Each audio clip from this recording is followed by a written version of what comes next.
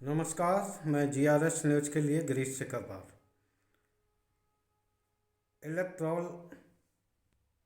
Bond ने देश की राजनीति को बिल्कुल नंगा कर दिया है। सभी राजनीतिक दल इस कटघरे में खड़ा दिखाई देते हैं, लेकिन सबसे ज़्यादा जो आंकड़ों की मैं बात करूं कि जो भी आंकड़े एसबीआई द्वारा चुनाव आयोग को दिए गए हैं, हालांकि उन आंकड़ों में भी कोड अभी तक नहीं सौंपा गया है, जिसके कारण कि ये पता नहीं लग पा रहा है कि आखिर किस पार्टी को ये राशि दी गई और किसने ये राशि खरीदी। हालांकि माननीय उच्चतम न्यायालय ने इस बात पे एसबीआई को कड़ी फटकार लगाई है और ये कहा है कि एसबीआई पूरा डाटा चुनाव आयोग को सौंपे, जिससे कि इस बात की जानकारी मिल सके कि आखिर उस बॉन्ड को किसने खरीदा और किस पार्टी ने उसको बनाया। निश्चित तौर पर एसबीआई आखिर ये प्रयास क्यों कर रहा है और जो आंकड़ों के सहारे जो बात एक निकल कर आई कि उसमें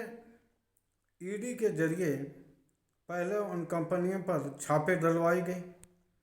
या आप यूँ कह लीजिए कि ईडी ने पहले छापे डलवाए, लेकिन जैसे ही उन्होंने इलेक्ट्रॉनिक बॉन्ड खरीदा तो वैसे ही वो चुनावी बॉन्ड आते ही उन पर जो सरकारी एजेंसियों का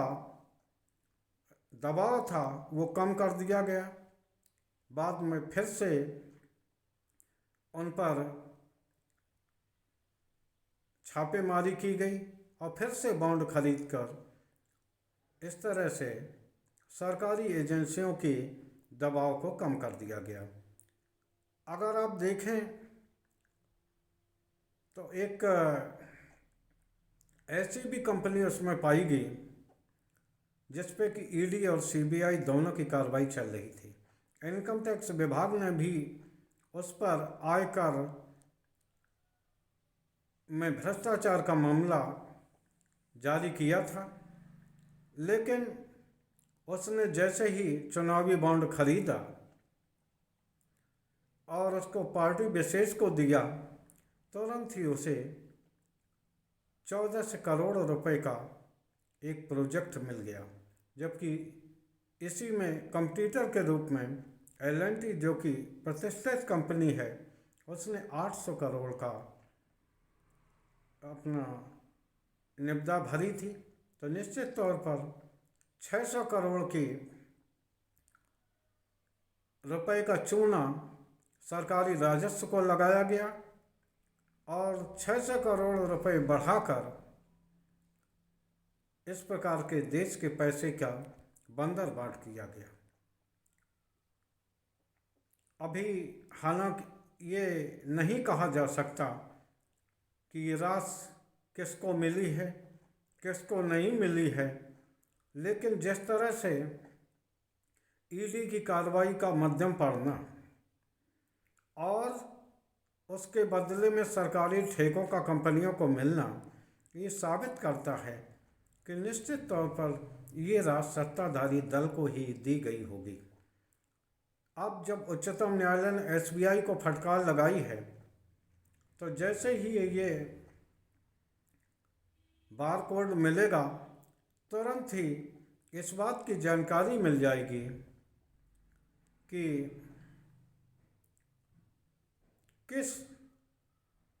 कंपनी या व्यक्ति ने इस चुनावी बॉन्ड को खरीदा और किस पार्टी ने इसे बनाया। निश्चित तौर पर सभी राजनीतिक दलों को इसमें राशि मिली है। सबसे ज़्यादा राशि भारतीय जनता पार्टी के पास है नंबर 2 पर कांग्रेस है, नंबर 3 पर टीएमसी है, नंबर 4 पर बीजेडी है, जो कि तेलंगाना की पार्टी थी चंद्रशेखर राव। एक और मैं आपको महत्वपूर्ण सूचना बता दूं कि दिल्ली आबकारी घोटाले में आप सभी लोग जानते हैं कि उसमें मनीष सिसोदिया और संजय सिंह जेल में हैं, और के कप्ता पर विधानसभा चुनाव के मद्देनज़र ईडी की कार्रवाई मंद पड़ गई थी। आज सूत्र ये सूचना दे रहे हैं कि पूर्व मुख्यमंत्री चंद्रशेखर राव की बेटी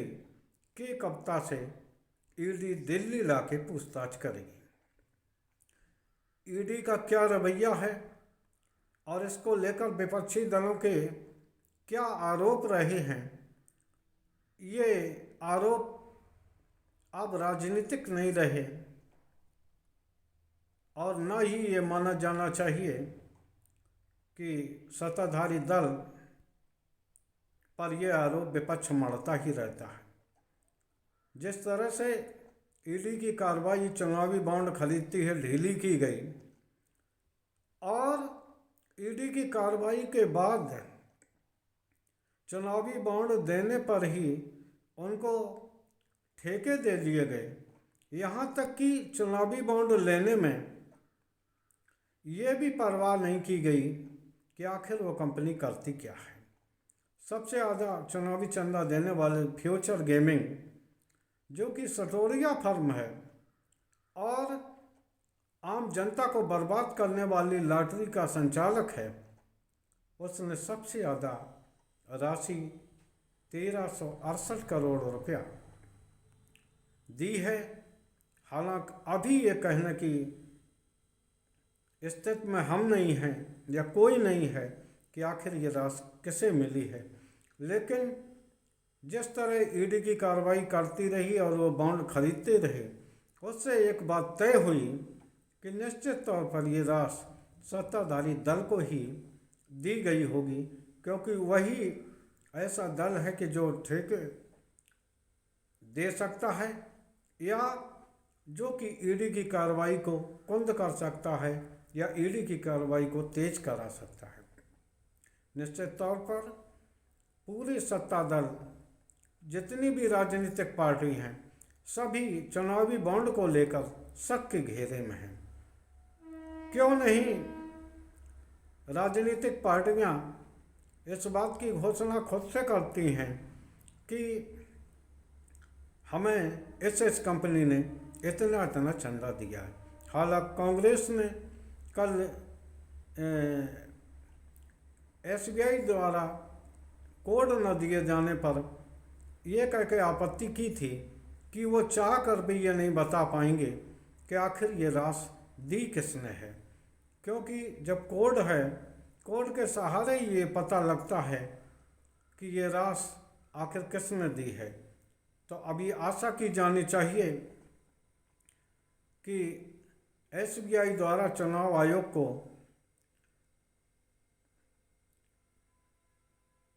पूरे आंकड़े